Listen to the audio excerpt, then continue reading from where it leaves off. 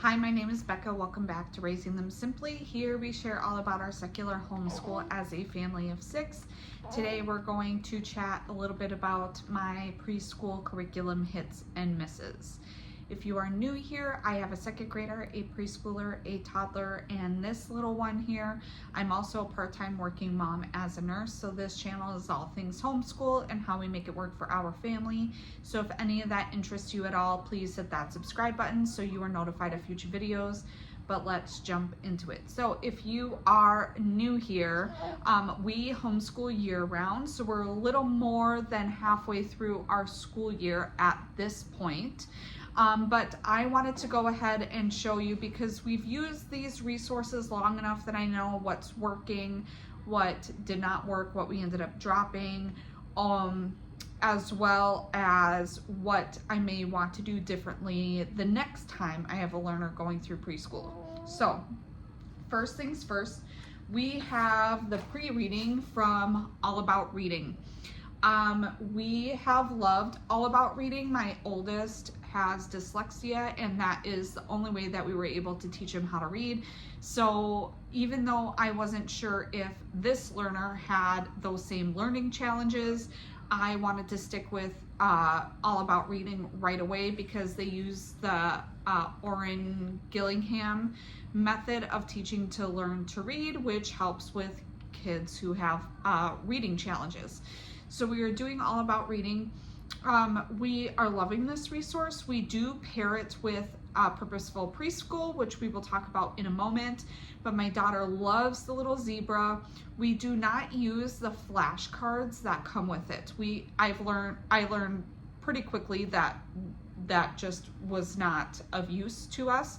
So I don't really use the teacher's guide when it comes to this program. Instead, what I do is I just do the activity book with the puppet, and then there's a poster. They have 2 different posters actually, all with just capital letters and then all with just the lowercase letters because they teach them separately in this program. We also teach learning your letters through phonics. They don't know the names of letters, and so while we do sing the ABCs, and we will do that song with the poster and pointing to the letters, when I introduce letters, I introduce the sounds that they make. So I will put up the poster on the wall, we'll talk about what sound it makes, and we do this picture in here, so they have lots of different pictures and activities and stuff with the letters on them. Excuse me. And then I will take that picture out. They do have the tearaway paper in here, and I will put it up on our whiteboard so that she could see it all week. And then we use Ziggy the zebra, so that is what we do for learning letters. That has been going great. I would not change using that as a resource. One of the reasons though why that works so well for us is because we use Purposeful Preschool from the Waldock Way. Now this is not all of her resources, but I compiled everything that I knew that we were going to use in here. I have done flip throughs on pretty much everything I think on here, so if any of those videos I will link down below if you want to see them. But for this, when it comes to learning to read, I took all of the letter activities and I put them in these laminated page protectors, so that way when I introduce the letter, we will do that. She will either do pom-poms or Play-Doh or color the letter that we are working on, and then we will use our pattern blocks and she will create on those. And then we also have these little dot marker sheets that come with them. The sheets themselves come with the uppercase and lowercase letters together on one page, so I went and cut them so that way we are only doing one at a time. So we are using those. Purposeful Preschool is great. There are so many activities, including these little cards where there's capital letters and they use like a clothespin to match it to another capital letter on the bottom. They also have these for upper and lowercase. They also have these. I went ahead and laminated all these so that I could reuse them for each student. But for example, we have a lion, and then they would do a clothespin here for old, since it starts with the letter L. So those are great. Purposeful Preschool also has these sheets, which I also laminated, with different shape and things. These are little Play-Doh mats so that your learner can do activities on here with Play-Doh and stuff. I just laminated them so that they're nice and easy to use. She's done markers and stuff like that on there before, but she prefers to use Play-Doh with them. She has tons more activities, like I said, that come in with that, but that I only printed what I knew we were going to use. Along with those sheets from Waldock-Way, she also has a lot of other pages that we actually use in our morning menus. So they have this one we've used all year specifically to get her talking about learning about the weather and how she's feeling. She has calendar work pages. My preschooler is just not ready for that at this time. She turned 4 this past November, so she's a young preschooler, so we're not working on calendar work at this time, but I do use those pages actually for my 2nd grader. So along with those pages, we also have these letter pages that we use in her morning menu so she can practice writing, and then these ones you circle the object that matches the letter that it starts with. She also has a bunch of these shape pages, so we use those as well in our morning menu. So the Purposeful Preschool has actually taken the majority of our schooling. I will say the one flop of this program is we do not use the number sheets in here. We started to, and we just don't do the number activities in there. They just don't work well for us, so I prepped those, but we didn't use them. We also did not use any of the pretend play stuff that she has in there, but she does have that available as part of her program as well. We also had a bunch of these workbooks that I purchased from Target Dollar Spot. These have been a hit. These are way below her level, but she did really enjoy doing these activities in these pages. These would happen on days when she loves worksheets, okay? And if my oldest just I needed to focus more on my oldest for his school, I would give her some of these pages to complete. There are a couple of these workbooks we haven't gotten to yet, only because she's not quite ready for them, because they have stuff with like lowercase letters and things like that. But the colors and shape ones of these that we had were a hit. Then for math, this Purposeful Preschool Math at Home, or sorry, the Preschool Math at Home by Kate Snow. She's a creator of Math with Confidence, so I grabbed this thinking that I would use this to try to do some early math work with her. The reason why I thought I needed something like this was because we did not do the kindergarten Math with Confidence with my oldest. We actually did the Good and the Beautiful math for kindergarten with him and realized it was not a good fit.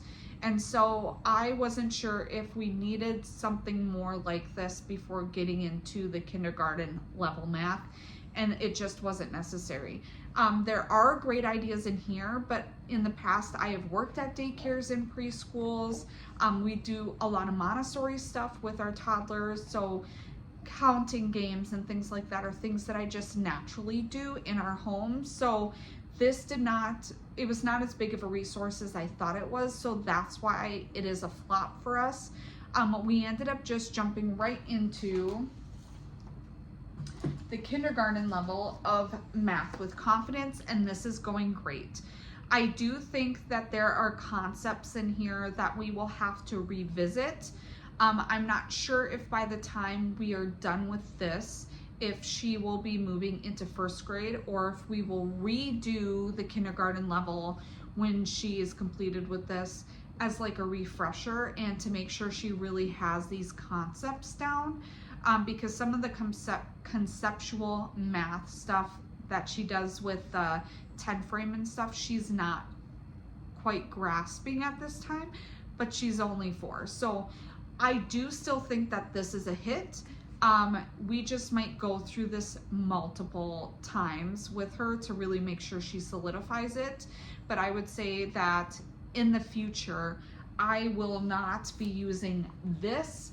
I will just have my children go into the kindergarten level math with confidence if I feel like they're ready for that level. And then for science, we did the Seasons Nature Journal, the Wild Child's Nature Journal. I did a video on this. I actually collaborated with this creator. I will link those videos and stuff down below for you guys because it is a really beautiful nature study resource. The reason why I wanted to do nature study, first of all, is that it would work for my 2nd grader as well as my preschooler, so we could have both of them do this subject. My 2nd grader did do a part-time Montessori preschool type program for a little over a year, and so he did some nature study stuff. He was also obsessed with nature growing up, so we constantly watched videos and did nature walks and all this stuff. We did a lot of intentional nature study stuff, and it wasn't something that we have really done with my preschooler because by the time she was interested in that stuff, my older one was not. So not saying that we didn't do stuff with her, it just wasn't as much because we had multiple kids at that point. So I wanted to do a nature study as a gentle thing. I also wanted a gentle science because I knew that it might be a little difficult learning how to homeschool 2 different children, and I'm thankful that we did because then we found out we were expecting this little one, and so this ended up being the perfect thing for us this year. So I will say that it was a hit for us, but we did also do this as a different type of setup. So this is split up into the different seasons, and then there's different activities and poetry and stuff depending on the season. The artwork is just, it's so beautiful. It's so well done. I love the activities in here. But we do a Sabbath approach to our homeschool. So we'll do about 6 weeks worth of school, and then we will take 1 to 2 weeks off as a break, and then we do that year round. So we did this during our break times for school. I did have to bring in a lot of additional resources for this for my preschooler because this is light, and I wanted to beef up on certain topics for her. So what I mean by that is when we were learning about hibernation in here during the winter, I picked up a lot of books from the library on hibernation. Now, I would have done that for any other type of subject. So for example, we're doing anatomy next year. I will pick up tons of different books that even aren't included in that curriculum to read to my kids. So it wasn't necessarily additional work. It's something that I would have done anyway, but because we did it on our break time from the rest of school, we were very, very intentional. The other reason why I love that we did it on the break was because I was having a hard time making sure I was making a priority going out into nature and doing different things and activities that pertain to this stuff. Because we had other stuff for school involved, and especially when I was pregnant, I did not have the energy to do all of the things. This would be a great morning basket type resource. I do plan on making a video going a little more in depth as a review on what I thought about this, but this would be a great morning basket resource. Will I use this in the future? Yeah, I will. I'm not going to use it in the same way that I used it this year. It might be as a morning basket type thing. There are cards that come with this that talk about different types of trees and different butterflies and all those different things. It might be something where I use those cards and a couple of the activities in here as like a morning basket thing. I might not use it exactly how it was written in here, but it was the perfect thing for this year. To go along with the nature study with her, I had a science packet that I had purchased off Teachers Pay Teachers for my oldest one when it came to his science for his kindergarten year.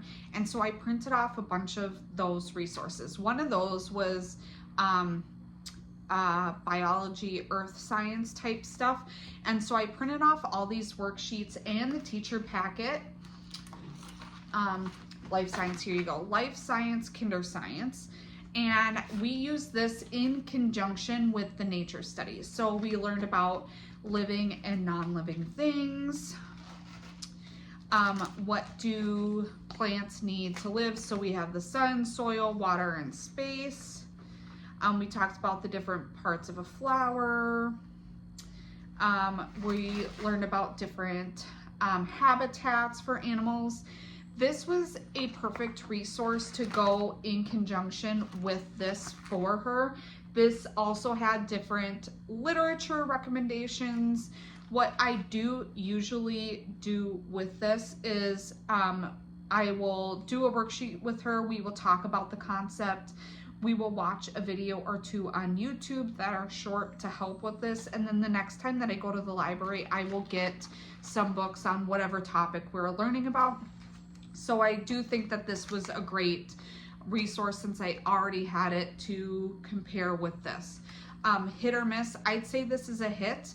Will I use it continuously for my other kids? I will try to. My preschooler loves worksheets and little activities like this. My oldest is not a kid that really likes worksheets all that much. So we'll have to see if my future children are into that or not, but I do think that it was a hit for this learner. Next, we have this weather and natural disasters unit study. I can't remember if I got this off Etsy or Teachers Pay Teachers. I believe it was Etsy, but this one just talks about like volcanoes and the water cycle and earthquakes and tornadoes and hurricanes, things like that. So I did this as kind of like an emergency preparedness type unit with my learners. This was a group subject that we did with them. I was hoping something to be a little bit more robust when I originally purchased this, but looking back, this worked just fine for us. I do think it brought in some good information. In the future, I would like maybe for a science unit study for us to do like a more in-depth thing on just weather. But I do think that this was the perfect thing that we needed for this year. Now, I did not talk about this in my preschoolers video originally, but we have this anger management workbook for kids. This was something supposed to just be originally for me and my second grader to do for us together, because this is something that he requested that we do, and we decided to make it a group subject this year. So we had started it, we stopped it, we started back from the beginning and involved my preschooler. This has been great. She's really surprised me with how much she resonates with this, and I do think that this was a good thing for us to involve everyone in together. With future kids, I do think that this would be beneficial.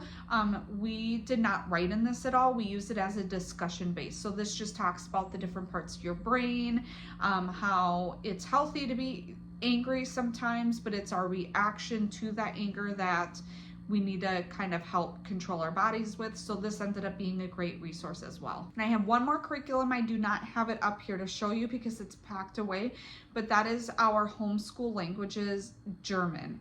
I had every intention of us doing German this year. We did do several months of it, but it ended up being a flop this year. Not necessarily because it was a bad curriculum or a bad resource or anything. It just was bad timing for our family. I probably should not have picked a language for us to do when we were homeschooling for the first time with two, because I was just learning how to juggle the two, and then I was also trying to figure out doing a language on top of that. My preschooler, because her capacity is lower because we're just starting to do school, it was difficult to find time where we could do the language that was not interfering with her math and her reading stuff that we were doing when she had the capacity to actually sit down and absorb the information. So that was tricky. I really wanted us to do small chunks every single day when we first started this language, and that also was a flop because I felt like the 15 minutes that we spent or that we allotted for that ended up being reviewing stuff on the last lesson, and then we had no time to do the next thing, and we were in this perpetual cycle of just reviewing. And then also with the pregnancy, I also had to step back, and I had to let something go, and so that ended up being what we had to drop. However, my kids have been asking pretty much nonstop for the last 2 months when we were going to start German again. They brought that up by themselves without me bringing it up. And now little man here is only a month old, so I was not about to do a new language in my last month of my pregnancy or with a very, very little newborn. So it is something that I do think we are going to bring back. It'll probably be this fall, and we will start at the beginning. So not necessarily a flop because the curriculum was bad. I do think there's some tweaks I'm going to make to the curriculum, and I could talk about that in a different video. But it was just bad timing this year for us to try to bring on something else like an extra language. So that is everything that I have for you guys. I hope you enjoyed this video. If you did, please give it a thumbs up. It really lets me know what kind of videos you like to see here on this channel. Leave a comment down below. Let me know what worked and what didn't work for you for this school year. I would love to know. Hit that subscribe button. It is a free way for you to be notified of future videos, and I can't wait to catch you guys next time. Bye.